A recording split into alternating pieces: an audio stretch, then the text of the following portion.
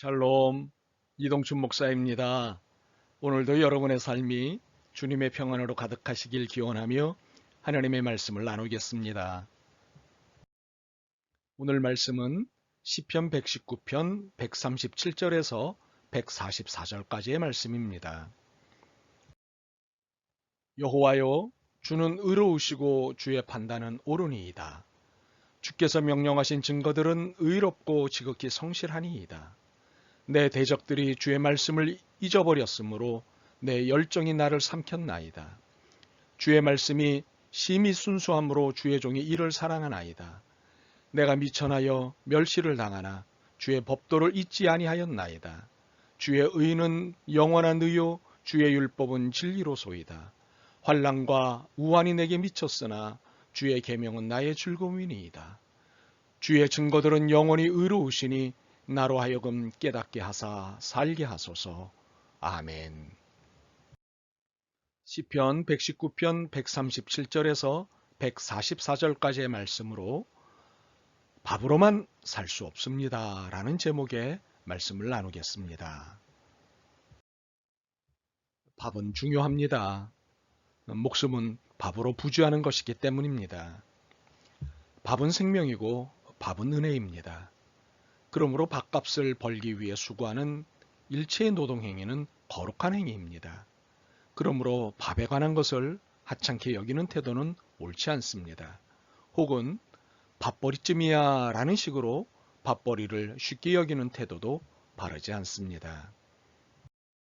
그러나 인생이 밥으로 다 해결되지는 않습니다. 밥은 인간의 가장 기본적인 육체적 필요이지만 이것이 인생의 전부는 아니기 때문입니다. 사는데 밥이 빠져서는 안 되지만 밥이 전부라고 보는 것은 진짜 중요한 것을 놓치는 것입니다. 예수님께서 마귀의 유혹을 받으시는 중에 돌을 떡으로 만들어 보라는 유혹을 받으셨습니다. 그때 이렇게 말씀하셨습니다. 사람이 떡으로만 살 것이 아니요 하나님의 입으로부터 나오는 모든 말씀으로 살 것이라. 이 말씀의 의미를 시편 기자는 본문을 통해 잘 설명하고 있습니다. 우선 우리는 시편 기자가 자신의 삶의 형편을 설명하는 것에서 주목할 내용이 있습니다. 141절과 143절입니다. 내가 미천하여 멸시를 당하나 주의 법도를 잊지 아니하였나이다. 환난과 우환이 내게 미쳤으나 주의 계명은 나의 즐거움이니이다. 시편 기자는 자신이 멸시를 받고 있고 환난과 우환을 만났다고 자신의 삶의 형편을 설명하였습니다. 그런데 그 원인이 자신이 미천해서 그렇다는 것입니다. 미천이 무엇입니까? 어리고 별 볼 일 없는 것, 한 푼도 쳐주지 않는 것이란 뜻입니다. 시편 기자 자신이 누군가에게 이런 취급을 하든 아니면 받든 이것이 밥과 관계된 것일 수도 있고 아닐 수도 있습니다. 그러나 이 미천으로 인하여 당하는 아픔을 해결하는 내용은 밥과 연관된 것은 아니라는 사실입니다. 주의 법도를 잊지 아니하였다. 주의 계명은 나의 즐거움이다. 밥과 연관하려면 나를 무시하는 이들을 위해 돈벌이를 작정했다는 식의 결심이나 행동이 보여야 되지 않겠습니까? 그런데 오히려 시편 기자는 주님의 말씀을 이야기하였습니다. 시편 기자의 이러한 자세는 무엇을 경험하였기에 무엇을 확신하였기에 나타내는 자세일까요? 그것은 인생은 밥을 포함해 그리고 밥을 넘어서는 그 무엇이 있어야 산다는 것을 깨달았기 때문입니다. 그것은 판단력입니다. 옳음과 그름에 대한 판단, 우선과 차선에 대한 판단, 덜 악하고 더 악한 것에 대한 구별 등과 같은 판단력이 밥과 함께 그리고 밥을 넘어서는 중요한 것임을 깨달았던 것입니다. 그래서 그는 어리고 별 볼 일 없는 미천한 자신의 한계를 채워줄 것에 기댄 것입니다. 여호와여, 주는 의로우시고 주의 판단은 옳으니이다. 주께서 명령하신 증거들은 의롭고 지극히 성실하니이다. 바로 주님의 판단이었습니다. 주님의 판단은 어떤 문제 앞에서도 어떤 상황에서도 의롭고 옳으셨기 때문입니다. 그리고 어떤 경우에도 성실한 결정, 완벽한 결정이셨기 때문입니다. 이렇게 주님의 의롭고 완벽한 판단에 기대어 사는 것이 밥을 밥되게 하고 밥을 먹고 사는 인생을 인생답게 한다는 것임을 깨달은 것입니다. 그렇습니다. 악을 선으로 오판하지 않고 선을 악으로 오인하지 않는 인생이 행복한 인생입니다. 이를 위해 모든 면에서 미천한 우리가 주님의 판단력에 기대어 살아야 하는 것은 당연합니다. 그러므로 밥에만 기대는 태도나 밥이 더 중요하다는 주장은 바람직한 주장이 아닙니다. 혹시 밥을 위해서는 그 어떤 짓도 가능하다는 주장은 더욱 바람직하지 않습니다. 오히려 이런 주장은 악을 재생산하는 역기능을 낳는다는 사실을 알아야 합니다. 그러므로 밥에 모든 것을 거는 이러한 주장들을 만나면 우리는 시편 기자처럼 아파해야 합니다. 139절입니다. 내 대적들이 주의 말씀을 잊어버렸으므로 내 열정이 나를 삼켰나이다. 여기서 열정이 나를 삼켰다는 것은 주님의 말씀을 등져버린 그들에 대해 가슴이 너무 아프다는 의미입니다. 너무도 안타깝고 속상해서 슬프다는 의미입니다.